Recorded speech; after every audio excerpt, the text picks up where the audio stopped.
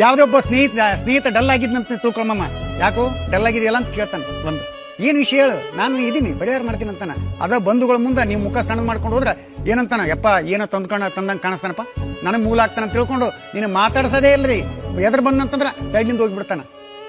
ಬಂಧುಗಳ ಆಗೋದಿಲ್ಲ, ಸ್ನೇಹಿತರೆ ಜಾಸ್ತಿ ಆಗ್ತಾರ. ಯಾವುದೇ ಕಷ್ಟ ಕಾಲಕ್ಕಾಗ್ಲಿ. ನಮ್ಮ ಪ್ರಾಣೇಶ್ವರ ಹೇಳಿದ್ರು, ಸತ್ತಾಗ ಮೊದಲು ಬರುವವರು ಸ್ನೇಹಿತರು ಅಂತಂದು. ಈ ಒಂದು ರಾತ್ರಿ ಅರ್ಧ ರಾತ್ರಿಯಲ್ಲಿ ಕೂಡ ನೀವು ಒಂದು ಆಸ್ಪತ್ರೆಯಲ್ಲಿ ಇದ್ದಾಗ ಬ್ಲಡ್ ಬೇಕಂತಂದಾಗ ಸ್ನೇಹಿತರು ಇಮಿಡಿಯೇಟ್ ಆಗಿ ಸ್ನೇಹಿತರಿಗೆ ಫೋನ್ ಹಚ್ತಾರೆ, ಬಂಧುಗಳಿಗೆ ಕಚ್ಚೋದಿಲ್ಲ. ಯಾವ ಬ್ಲಡ್ ಬೇಕು ಹೇಳು, ನನ್ನ ಸ್ನೇಹಿತರನಂತೇಳಿ ಅಲ್ಲೆಲ್ಲ ಸ್ನೇಹಿತರಿಗೆ ಕಾಂಟ್ಯಾಕ್ಟ್ ಮಾಡಿ ರಕ್ತವನ್ನು ಕೊಡಿಸ್ತಕ್ಕಂಥ ಕೆಲಸ ಮಾಡ್ತಾರ. ಆಪತ್ತಿಗಾಗುವವನೇ ಆಪ್ತ ಮಿತ್ರ ಅಂತ ಹೇಳ್ತಾರೆ. ಆಪತ್ತಿಗಾಗುವವನೇ ಆಪ್ತ ಮಿತ್ರ. ಅದಕ್ಕ ಒಂದು ಅಬ್ದುಲ್ ಕಲಾಂ ಅವರು ಒಂದು ಮಾತು ಹೇಳಿದ್ರು ಸ್ನೇಹಿತರ ಬಗ್ಗೆ. ಏನಪ್ಪಾ ಅಂತಾರ, ಒಂದು ಉತ್ತಮ ಪುಸ್ತಕ 100 ಸ್ನೇಹಿತರಿಗೆ ಸಮ. ಒಂದು ಉತ್ತಮ ಪುಸ್ತಕ 100 ಸ್ನೇಹಿತರಿಗೆ ಸಮ. ಒಬ್ಬ ಅತ್ಯುತ್ತಮ ಸ್ನೇಹಿತ ಒಂದು ಗ್ರಂಥಾಲಯಕ್ಕೆ ಸಮ ಅಂತೇಳಿ ಅಬ್ದುಲ್ ಕಲಾಂ ಅವರು ಹೇಳಿದಂತ ಮಾತು. ಇದು ಸ್ನೇಹದ ಬೆಲೆ.